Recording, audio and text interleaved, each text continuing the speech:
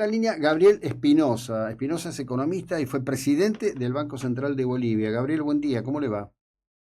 ¿Cómo estás, José Luis? Buenos días. Muchísimas gracias por la invitación. No, por favor, siguiendo con mucha atención, aunque en la Argentina no tenga una gran cobertura, pero en nuestro caso estamos muy atentos a la evolución de lo que está ocurriendo en Bolivia con su economía. La vez anterior que conversamos se hablaba ya de la ausencia o escasez de dólares. Prontamente Bolivia dejará de tener lo que había sido su gran fuente de ingreso, que es la exportación de gas, y la situación social se está complicando y mucho. Quisiera que nos dé un panorama de lo que ocurre. Sí, efectivamente. Bueno, Bolivia ya desde febrero del año pasado reportaba una situación de práctica iliquidez del Banco Central. Nos habíamos quedado sin reservas líquidas, aunque en términos contables el Banco Central todavía cuenta con oro, cerca de 1.800 millones de dólares de oro, que para la economía boliviana es una cifra relativamente buena. La ley establece que el Banco Central no puede gastar ese oro que tiene disponible. Y por lo tanto, en definitiva, lo que Bolivia hoy día tiene es un Banco Central que no tiene reservas. A eso hay que sumarle que nuestra situación, como tú bien mencionabas, de ingresos se ha deteriorado muy rápidamente. Argentina ya en los próximos meses va a dejar de importar gas de Bolivia. Brasil mantiene el contrato de importación de gas desde Bolivia, pero es una cifra que poco a poco se va a ir reduciendo, que para el 2026 también va a llegar a terminarse. Y por otro lado, con la caída en la producción de gas que nosotros mantenemos, pues también ha caído la producción de petróleo. Nuestro gran problema hoy por hoy es que cerca de 9 de cada 10 litros de diésel que Bolivia consume son importados y 4 de cada 10 litros de gasolina que consumimos también son importados. A lo que hay que agregar que cerca del 70% de los insumos de la industria nacional son importaciones. Bolivia, en consecuencia, es un país que demanda muchísimos dólares.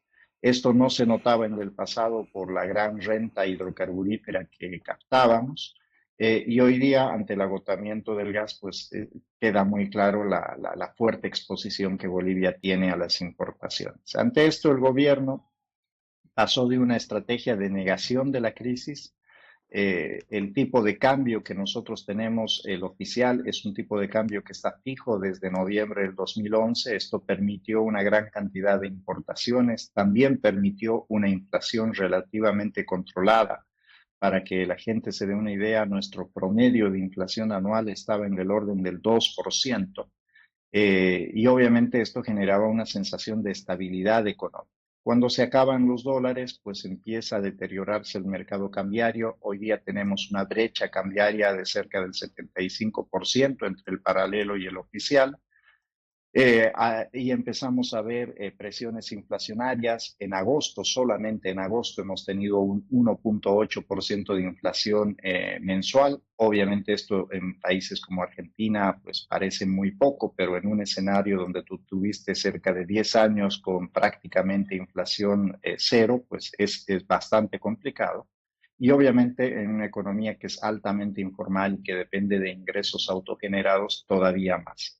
Así que eso deriva en lo que tú también señalabas al inicio, en el inicio de una conflictividad social que va creciendo. Poco a poco hemos ido normalizando faltas de combustibles. De vez en cuando, ya cada vez de manera más frecuente, vamos a las estaciones de servicio y no encontramos combustible. A eso hay que agregarle que hay una pelea muy fuerte, una pugna entre Luis Arce y Evo Morales por el control del movimiento al socialismo, que probablemente también se mezcla con esta caída en el poder adquisitivo de las personas y este malestar social que empieza a generar la falta de dólares, que en principio no era muy generalizado porque la gente hacía la gran mayoría de sus transacciones en bolivianos, pero Claro. que ahora, como se empieza a transferir a los precios en el mercado, ya empieza a tomar pues relevancia porque la gente empieza a ser consciente de la gran dependencia de dólares que tiene el país. Claro. Ahora, todo esto en un contexto político muy desafortunado, con persecución política, con presos políticos y con un régimen que se está corroyendo por dentro a sí mismo, ¿no? Mira, el principal opositor hoy día a Luis Arce es Evo Morales, el padre político Mm, de Luis Arce. Y dentro de las principales denuncias que empezó a hacer Evo Morales, irónicamente, fue el tema de la corrupción. Evo Morales ha señalado a los hijos de Luis Arce como aquellos factores que han, por ejemplo, desviado dinero de la subvención a los combustibles. Hoy día Bolivia tiene un precio de combustibles fijo desde febrero del 2005. Pagamos el equivalente a 50 centavos de dólar por litro de diésel o de gasolina. ujú, Eh, y esto evidentemente se vuelve un negocio enorme para quienes puedan importar combustible barato y venderlo caro. El monopolio de la importación hoy día en Bolivia está en manos del Estado y obviamente quien controla el Estado podría llegar a hacer este tipo de negocios. Eso es lo que ha señalado Evo Morales. A eso hay que sumarle lo que tú bien decías. Luis Arce entra al gobierno y pues persigue al anterior gobierno de transición, a las autoridades del anterior gobierno de transición. Hoy día están presos la expresidenta Yanine Áñez, está preso un líder cívico que también fue gobernador de Santa Cruz, que es ujú, José Luis Camacho. Entonces, hay una gran cantidad de presos, claro. estimamos que cerca de 200 presos políticos, pero al mismo tiempo es un gobierno que se ha ido debilitando políticamente de manera muy acelerada. En Bolivia, Evo Morales había logrado controlar los tribunales de justicia, el poder legislativo, obviamente el poder ejecutivo y también territorialmente tenía muchas afinidades Mm, con alcaldías y gobernaciones, que es equivalente allá a las provincias. Sin embargo, hoy día Luis Arce ha perdido todo ese poder y está recurriendo cada vez más a mecanismos que te diría yo son más cortinas de humo que claro. acciones efectivas para retener poder. Bien, ¿y cómo impacta en todo esto la espantosa situación que tiene que ver con los incendios en Amazonia, zona de Santa Cruz de la Sierra y demás? Que bueno, al no estar en este caso ahora Bolsonaro como presidente de Brasil, parecen bastante ignorados por la media global, ¿no? Así es, y lamentablemente este año es uno de los años de mayores quemas que hemos registrado en la última década. De hecho, estamos recién a mediados de septiembre, las quemas usualmente continúan hasta finales de septiembre, así que muy probablemente esta situación sea todavía mayor. Mira, esto está generando una incomodidad muy grande en el oriente boliviano. Justo ahora acaban de suspender varios vuelos. Santa Cruz, Ajá. que es el centro económico de Bolivia, está recibiendo la mayor parte del impacto de este desastre medioambiental. A eso hay que sumarle que la gran parte de estas quemas están relacionadas con movimientos que toman tierra, que están dedicados Ujú. al avasallamiento, a la toma y al tráfico de tierras. Y por lo tanto, esto hace prever que en los próximos meses también vamos a tener un tema de conflictividad y de seguridad jurídica.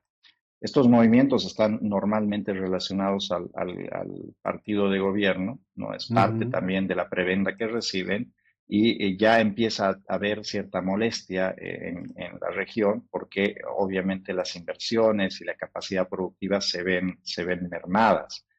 Entonces, a eso de nuevo, súmale todo este contexto social y económico que te he descrito, ¿no? Gente Claro. con dificultades para llegar a fin de mes, gente con menos ingresos, gente que ve que sus ahorros se van licuando por la devaluación que se está dando y la falta de medidas económicas, y en consecuencia, pues tú tienes un caldo de cultivo muy, muy preocupante porque Ujú. ya se han anunciado movilizaciones en varios sectores que podrían llevar a un incremento de la conflictividad social. Terrible. Muchísimas gracias por acompañarnos en esto y poder poner en nuestra audiencia la atención en estos temas, ¿eh? Muchísimas gracias. No, el gusto ha sido mío, que sea un buen día para ti y la Igualmente. audiencia. Gabriel Espinosa, expresidente del Banco Central de Bolivia. Javier dice desde Río